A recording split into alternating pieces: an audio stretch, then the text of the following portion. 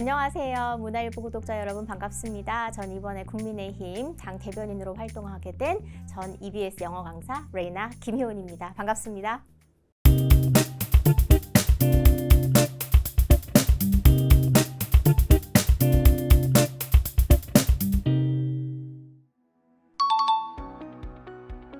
정치계에 들어왔다고 하지만 그 정치계에 들어오게 된 저의 목표는 아무래도 교육과 관련이 있어요. 네, 모두에게 더 좋은 교육 기회를 주고 또 모두가 배우고 싶은 그런 교육의 자유를 누릴 수 있는 그런 대한민국을 좀 만들고 싶고, 또 무엇보다 입시 따로, 교육 현장에서의 수업 따로, 또 미래는 또 따로 챙겨야 하는 그런 삼중고를 겪고 있는 대한민국의 학부모, 또 학생들, 그리고 교사 여러분들께 제가 좀 더 소통의 창구가 되고 또 더 나은 입법 활동을 좀 하고 싶고, 그런 여러 가지 포부를 가지고 제가 정치계로 오게 되었습니다.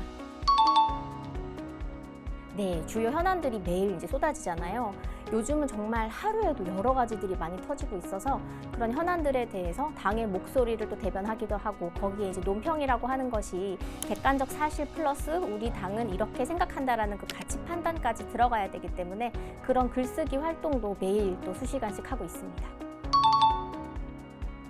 처음에 제가 사교육에서 강의를 처음 시작했을 때는 이렇게 국내파 영어 강사라고 하는 것이 아무래도 좀 아킬레스건, 아픈 손가락으로 좀 여겨졌다면, 점점 강의를 제가 거의 20년 가까이 해왔는데 어느 정도 사람들께 제 강의가 인정을 받고, 또 EBS 영어 강사 중에서는 그래도 국내파로 또 EBS랑 라디오 방송만으로도 독학으로 영어 강의를 하게 되었기 때문에 저의 이런 그 아이덴티티가 많은 분들께 한국에서 혼자서 영어 공부 잘할 수 있구나라는 그런 일종의 어떤 기감이 된다라는 그런 말씀들을 많이 듣고 또 자신감이 붙으면서 지금은 그 토종 영어 강사라고 하는 게 저에게 정말 중요한 자부심 요소 중에 하나인 것 같습니다.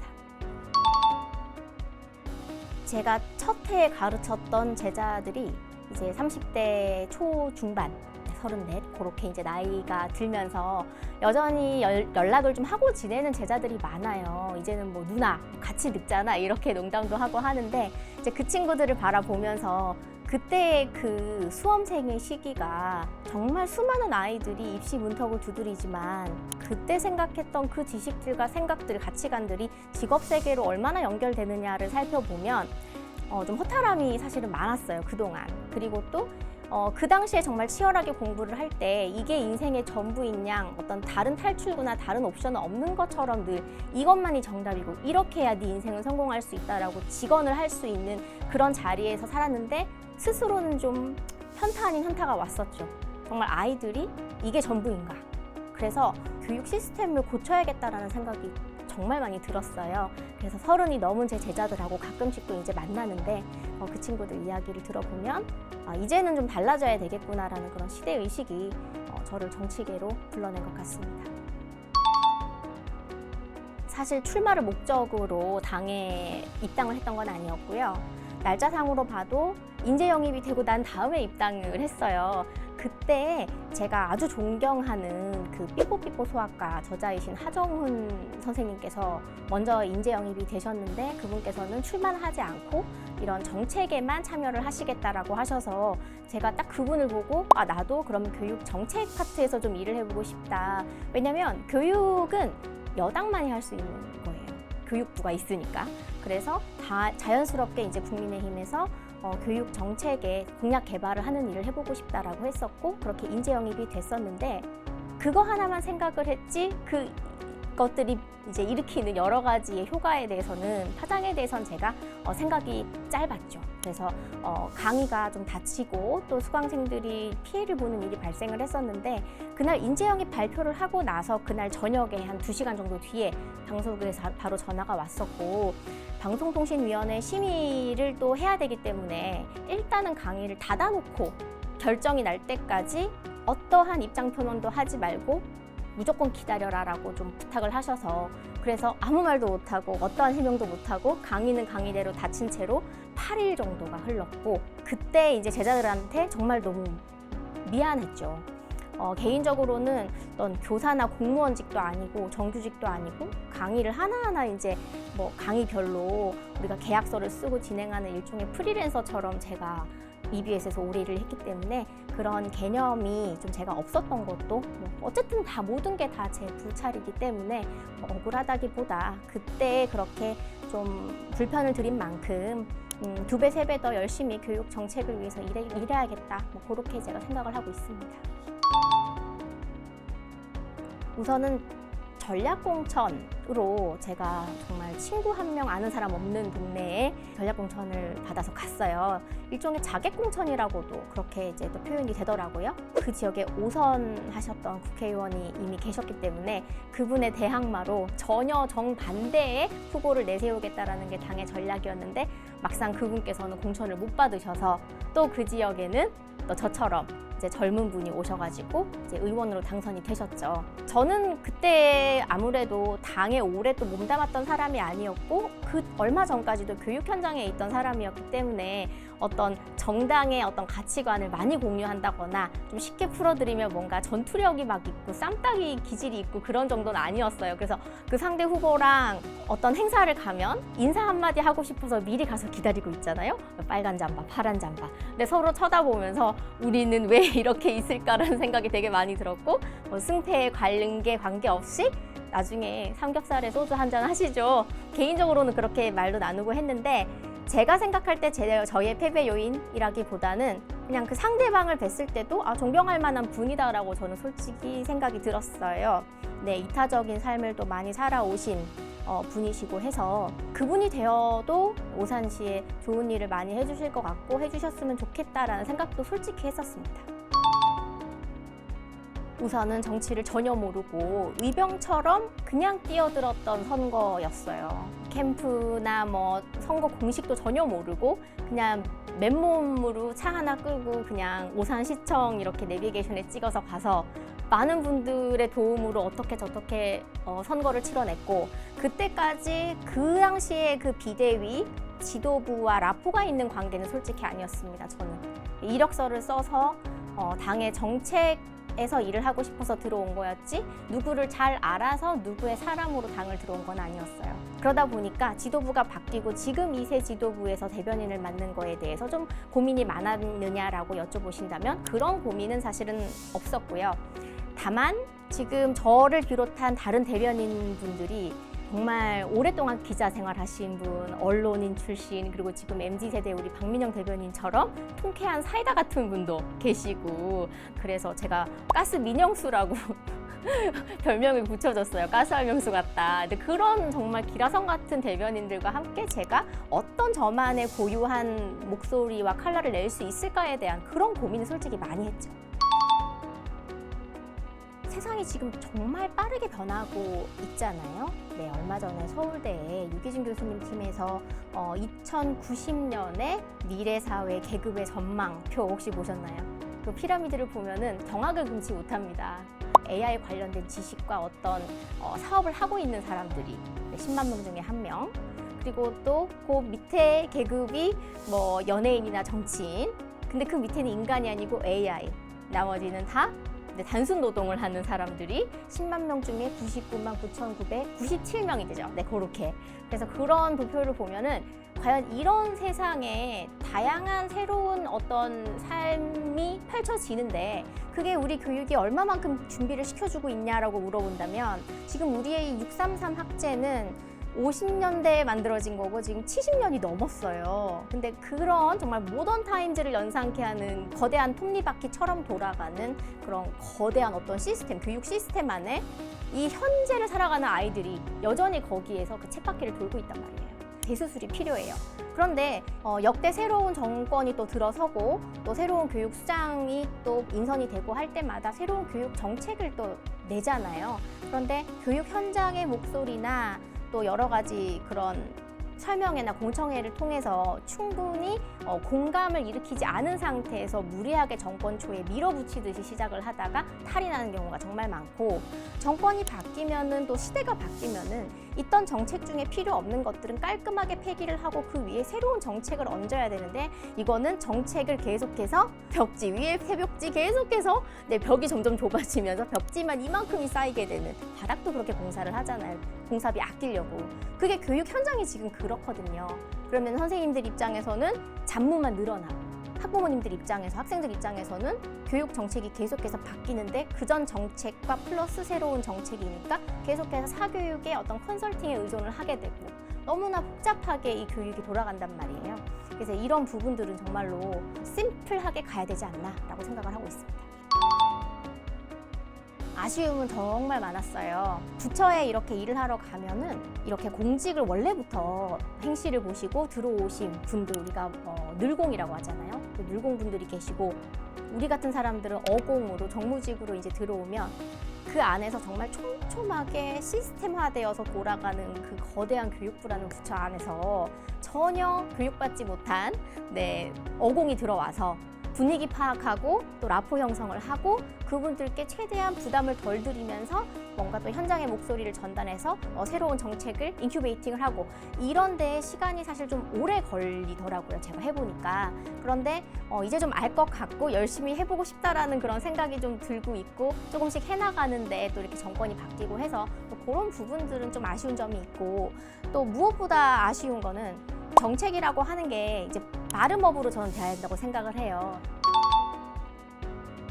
네, 정상회담 전에 바로 직전에 트럼프 대통령이 교회에 대한 어떤 그 압수수색하고 탄압을 한 것에 대해서 자시하지 않겠다라는 그런 경고성의 어떤 멘트를 또 올리셨잖아요. 메시지를 올리셨고 그 뒤에 정상회담이 열려서 사실 많은 사람들이 뭔가 큰 거 터지는 거 아니냐라고 이제 많이 말씀을 하셨는데 공개 회담에서는 분위기가 그래도 화기애애까지는 아니지만 뭔가 상당히 칭찬을 이재명 대통령이 많이 했고 또 트럼프 대통령도 이런 느낌으로 그냥 스무스하게 가고 있었어요. 그런데 교회 탄압에 대해서 압수수색에 대한 이야기가 나왔는데 그래도 이제 상대를 우리나라를 또 배려를 하면서 비공개 때 이따가 나중에 따로 해도 되는데 만약에 원한다면 지금 답을 해도 된다라고 했잖아요. 근데 그때 나왔던 얘기가 한국은 그런 나라가 아니지.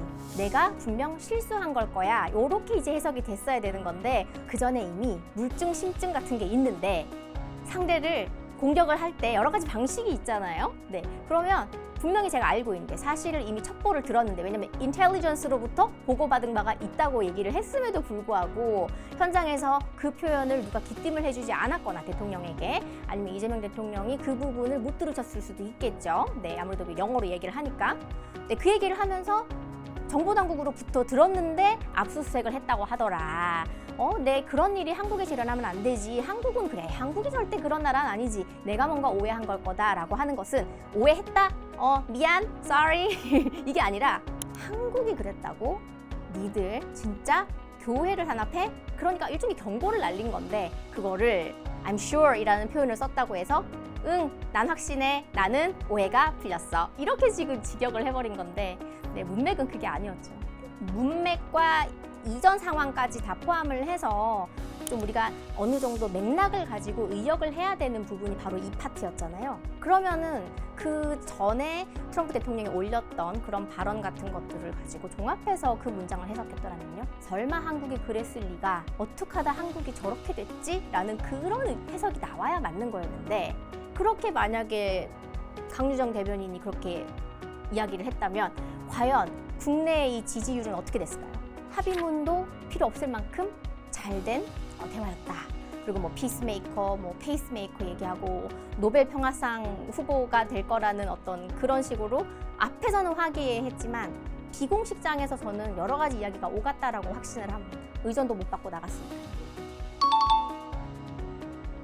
여러 가지 이해관계가 얽혀 있다는 거, 지방선거가 많이 남지 않았다는 거, 그리고 지방선거 이후에 총선에 지도부가 변할 것인가 그대로 갈 것인가에 대한 생각들도 많으실 것이고 또 원내에 돌아가는 어떤 여러 가지의 이해관계나 사정은 제가 다 알 수는 없는 거예요. 하지만 저도 정치 컨텐츠의 생산자가 지금은 됐지만은 소비자로 대부분을 살아왔을 때 이런 여러 가지 정치를 남 얘기처럼 그냥 어떤 삼국지 읽듯이 읽어 내려간다면 저도 그런 생각들을 해보잖아요.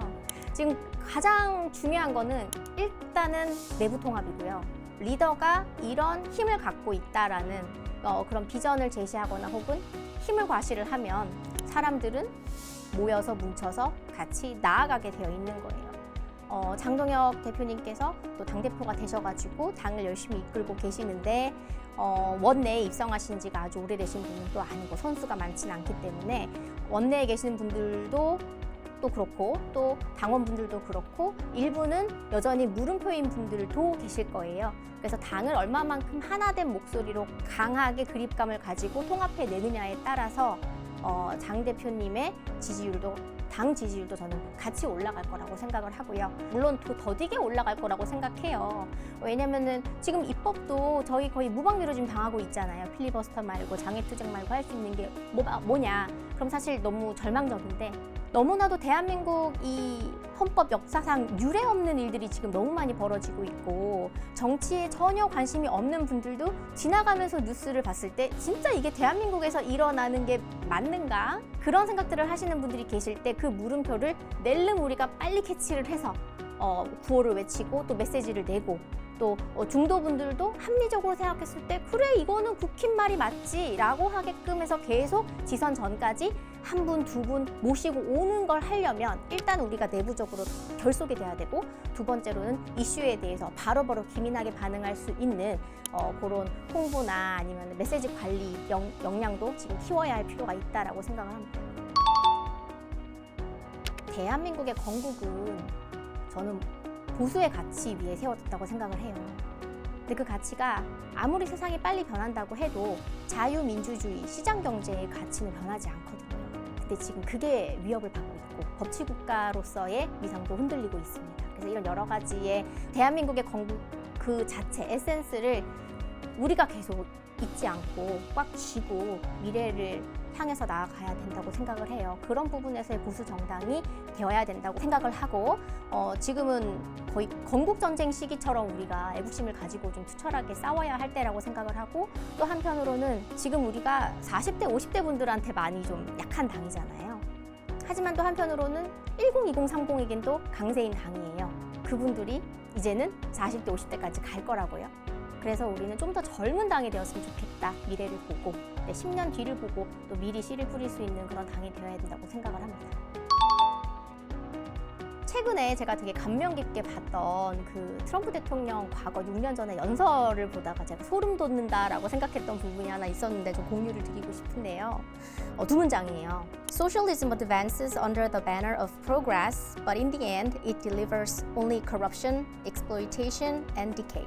이게 무슨 뜻이냐면 사회주의가 진보라는 배너, 이 깃발 아래에 advances, 나아가지만 결국에는 corruption, 부패, 그리고 exploitation, 착취, 그리고 and decay, 세태만을 가져온다는 거죠. Socialists profess a love of diversity, but they always insist on absolute conformity.